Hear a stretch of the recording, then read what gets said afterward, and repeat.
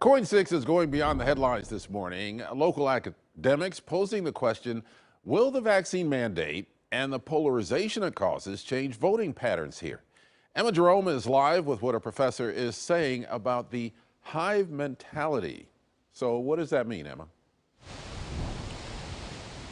Good morning, Ken. Hive mind mentality. It's kind of the theory that you'll start to think or believe or act like the people that you either spend the most time with, maybe people in groups that you align yourself with, just that sort of group think mentality. And I spoke with Christopher Stout. He is a associate professor for political science at Oregon State University, and he says that hive mind mentality is strong right now, especially when it comes to the pandemic. He says that people start to look to their politicians instead of local health officials.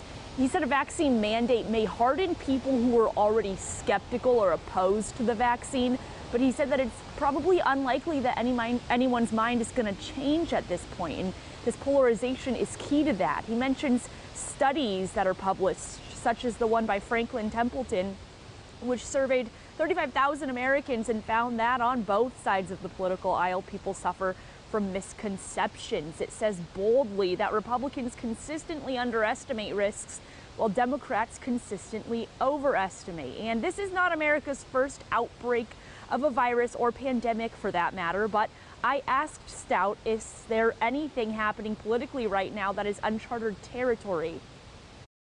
It's hard because history repeats itself. I guess the difficulty in this situation is we are already polarized, right? And I think the fact that one of the things I think that's surprising is people's reactions to the vaccines are driven by the party that you're in, right? So people are looking to their elected officials to make opinions about any particular thing, more so than looking to public health experts.